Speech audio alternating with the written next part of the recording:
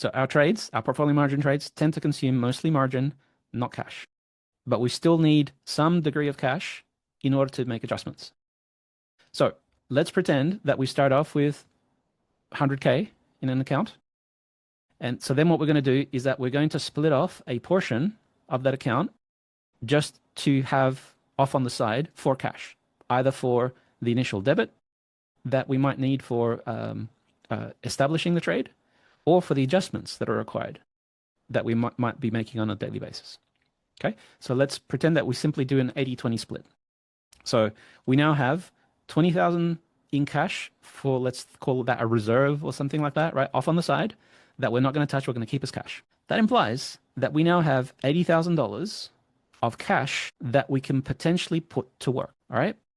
So now all of this is, of course, going to be considered for our margin. So we still have a $100,000 account. All I'm saying is that we're going to keep 20,000 in cash, but then we can use $80,000 more effectively than just keeping it in cash as well. All right. Now for this $20,000 in cash, we could even put some degree of extra performance into that, and we can either take advantage if our broker does a cash sweep, like Interactive Brokers does. That's a no-brainer, right? That's going to get you somewhere between 1 to 4.5% return on that cash. So easy, right? Free money, right? Extra money rather than just keeping it in cash.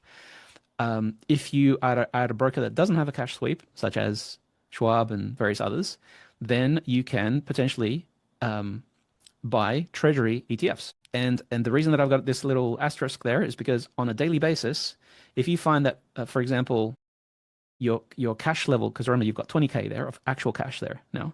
Let's forget about this for now. So you pretend that you only had $20,000 of cash, and you've now consumed all of your cash because you've purchased treasury ETFs with that. And now you make a daily adjustment, and now your cash levels are at a negative cash balance. Let's say it's at, I don't know, $2,000 negative cash. If that were the case, then if you did nothing, then you're now going to have to pay margin interest on those $2,000. It's like a $2,000 loan because you're at a negative cash balance. Okay? So all you've got to do is that you basically sell off $2,000 worth of your treasury ETFs in order to bring $2,000 of cash back into your account before the end of the day. If that's the case, if at the end of the day, you're basically back to a zero cash balance, you're not going to be charged any margin interest. Okay? So if you do that, then you can get close to a let's call it a 4% return roughly by now leveraging treasury ETFs. So you're now going to get, let's say, 4% on the $20,000 as long as you're doing this daily management. Now, if you're doing cash sweep, you don't even need to do that. It's just automatic. Okay? But that is a way of squeezing out more profits from this chunk of the money that you've got there. Now, for the 80K, that can get potentially more interesting because, yes, sure, you can also do treasury ETFs, just like what I've talked about before.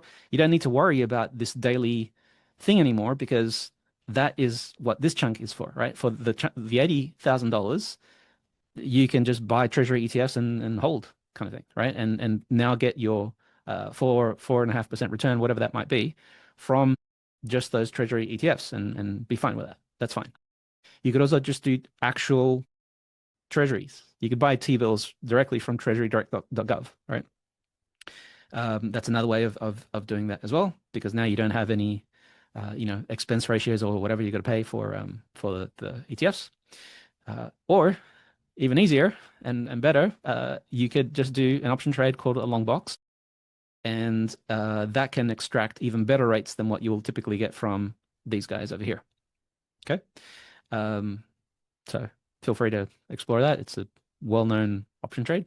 It's basically two verticals at the same strikes, and you basically can extract the treasury yield from that.